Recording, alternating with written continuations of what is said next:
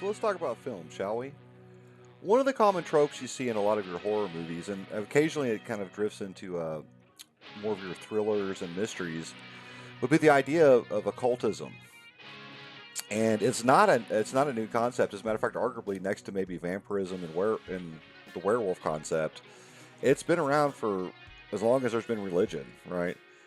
And now back in the old days, there was kind of this weird cross pollination between the different groups because more often than not, the vampires were considered agents of the devil, or werewolves were considered possessed by Satan, or witches were considered possessed by Satan, or whatever. The witches' Sabbath, and towns or individuals in league with Satan and stuff like that.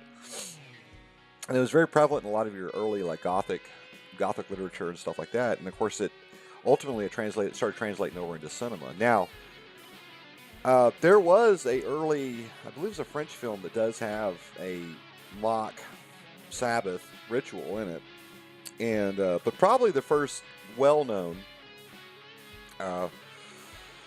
rendering of such a concept, which was kind of been made and remade and revisioned several times, would be the Faust, the Legend of Faust, which is an old German folktale, which was turned into a story, and then of course it turned into a movie by F.W. Murnau, who actually did Dracula.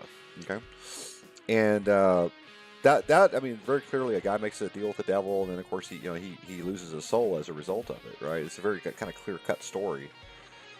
And now, in the early Hollywood renderings of the classic, Dracula, Nosferatu, and then Frankenstein, and Phantom of the Opera, and Hunchback of Notre Dame, stuff like that. I mean, even though those creatures are not quote unquote occult style creatures, there is some parallels. I mean, you hear that very more often not they're described as being possessed by Satan, or being cursed by the devil, or whatever. And so for a long time, a lot of your Gothic horror had that element. There's always the religious zealot, or the anti-vampire zealot, played by Van Helsing, and then of course you had several stories which involve witches getting burned and seduction and stuff like that, right? Well, in the 60s, it kind of started coming back, and there was a slew of movies that came out, which I think should be mentioned. If you're kind of into that sort of thing, and you're kind of curious about how a lot of those tropes, where they came about, and the beginning of them. Of course, the biggie was Rosemary's Baby. And Rosemary's Baby actually took an old-fashioned, very kind of paranoid thriller and put a big occult spin on it. And it kind of disarms you, because it basically involves old people. You're not used to seeing old people being evil, And so yeah, Roman Polanski, and it had Mia Farrow, and it had and basically, it was about this girl who gets impregnated. She has this dream sequence, and she gets impregnated by Satan, and of course she's unaware of it. And as the story moves along, things get more and more paranoid, get more and more unusual.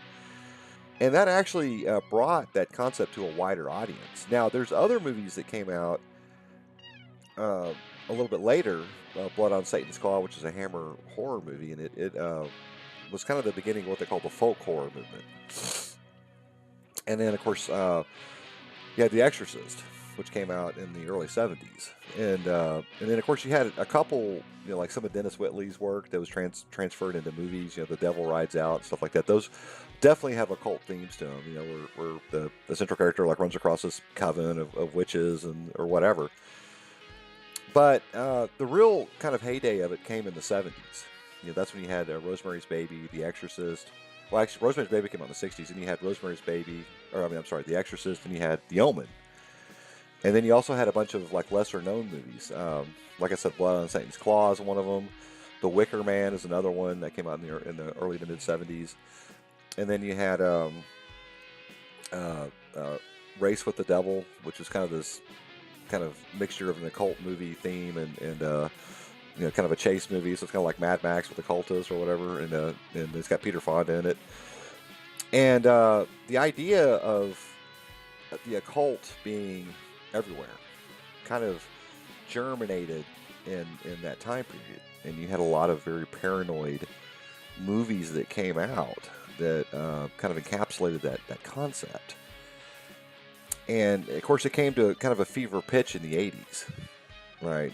And that's when you had the Satanic Panic, and there's an occultist next. The occultist could be next door. And it was almost like the Red Scare. Now growing up in the South, Southwest, I actually kind of remember all that stuff. And it was kind of, I mean, looking back on it, it was so ridiculous. But it kind of replaced like racism and big homophobia and stuff like that. It kind of gave it like a little safe, like, oh, well, it's we got to look for those Satan worshiping occultists, right? Which of course most of that was BS. I mean, most people weren't really into that sort of thing.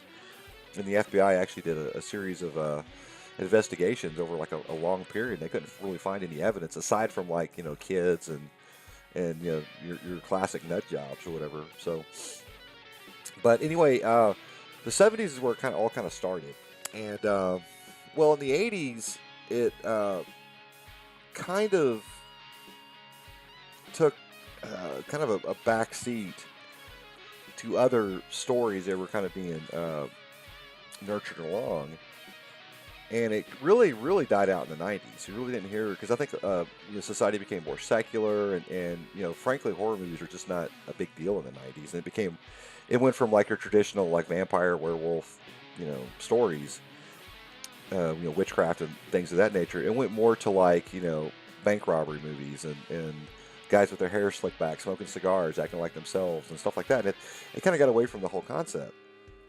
And it was kind of like that through the '90s. And then, of course, in the 2000s, there was a couple of small movies that came out that kind of dealt with that. And it kind of took a backseat to like, haunted house stories and stuff like that. However, when James Wan started doing the Conjuring series, he kind of brought a lot of those tropes back, with the demons and the conjuring of spirits, and the witch getting hung, and of course the house gets possessed and things of that nature. And of course that was very much in the old occult cinema tradition. And then of course the special effects were really good and the acting was really good.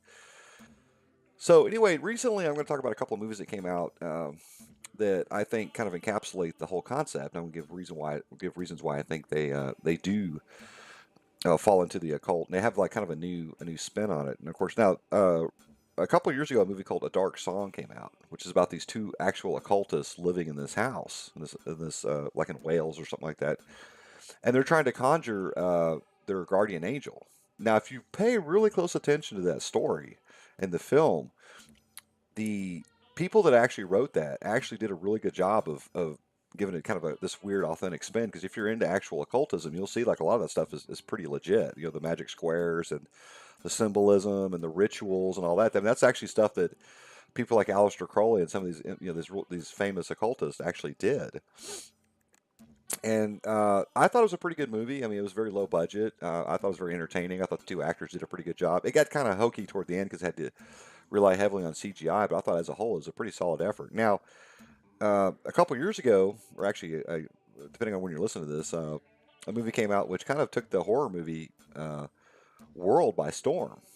And of course, the movie was Hereditary. And Hereditary actually took the Rosemary's Baby Wicker Man concept and put it in like a modern suburban setting, and actually made it more of like a family drama. And that movie just totally took me by surprise. I started watching it, and I kind of knew there was something off. I couldn't quite place it.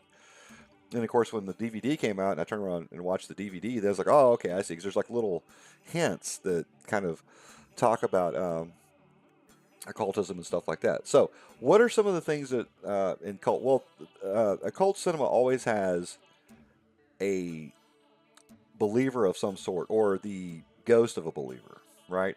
There's typically a cult involved. There's a lot of mystery as to who's in this cult, right? And the central character typically has to figure out who's what and who's doing what. And then sometimes, like for example, in Hereditary, it's a total nihilistic endeavor, because at the very end of the movie, if you see the movie, you know what I'm talking about. It's like it's kind of hopeless. It's all a big setup, right? Same thing with the Wicker Man. The Wicker Man. Now the Wicker Man is kind of interesting because it got away from the good old fashioned Satanism, pentagrams and stuff like that, and actually got into like folk, more of the folk beliefs and paganism and stuff like that, which I thought was kind of an interesting spin. And I'm talking about the original 1970s one. Don't watch the Nicolas Cage shit fest. It's horrible. But yeah, so if you're into occult cinema, I would definitely recommend Faust, the original Faust that came out in the 20s. If you're into silent movies, and of course more recently, of course the I call it the Holy Trio: The Exorcist, The Omen, and Rosemary's Baby, and all three of those deal with different aspects of occultism. With the accidental summoning of a demon in The Exorcist, to the actual witch's coven in Rosemary's Baby, to the idea of the bad seed or giving birth to the Antichrist, which is in The Omen. And then some other ones I would recommend, like more recently, I'd say A Dark Song and Hereditary are two of them that I think are kind of in that vein, that has a kind of an odd sense of realism to it. Um, a lot of the tropes and things like that are definitely sprinkled throughout. So, like I said, if you're into those kinds of movies, I definitely recommend them. And hopefully, this video will help you in your quest to find some better entertainment or whatever. So, anyway, this has been Scarecrow, and I will see you later.